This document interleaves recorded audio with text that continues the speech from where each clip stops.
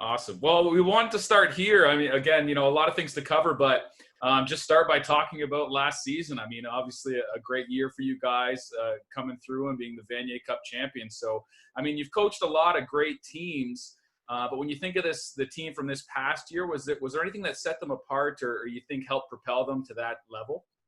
Well, I think there were a number of items. It's been a process ever since I took over to not make wholesale changes, but to make little tweaks, things that I thought were missing in our program.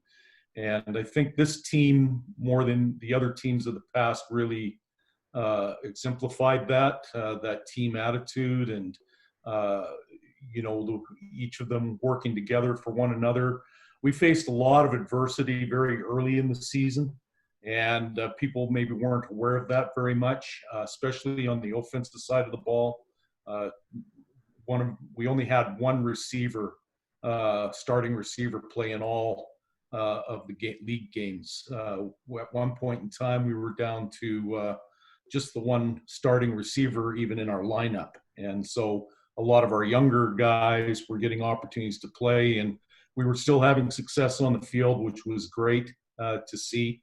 But I think really a big part of that nucleus was our offensive line and what they were able to do. Most of them were third-year players.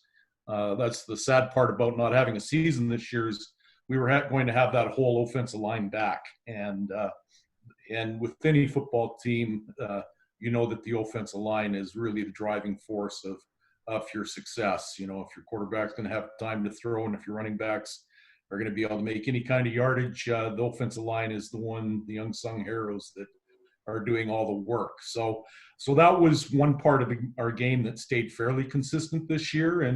And through some of the adversity that we faced, it created a lot of excitement for our team. Even when we were in Game 3 against UBC out in BC, two of our receivers went down with season injuries, and that really set the pace where we had to put in our backup court. We didn't take a bunch of receivers on that trip.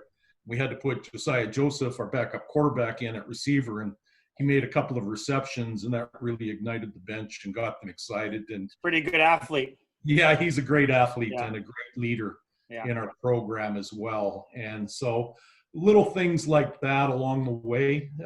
And Coach, just to jump in here, I'm glad you sort of mentioned about all that adversity. We were fortunate enough to have Matt and Coach Sheehan on earlier, and two things that they talked about, or the same thing they talked about, was the injuries that you faced and those kids that stepped up and got the opportunity, like you mentioned, and how much that helped your team going forward. So that can you talk a little bit about that in a little more detail there? Yeah, one of the exciting things to see on a bench when you talk about team is how much do they care for one another. It's not just a word to throw out there, and you can see that care when one of your planned key individuals on your team is sidelined through an injury, and they're the biggest cheerleader for their replacement.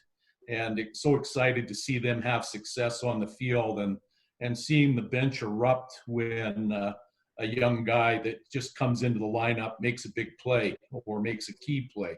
It doesn't even have to be a big play. It's just could be an everyday play. But seeing them get that opportunity to step on the field is really critical to, again, their development, but also our team morale.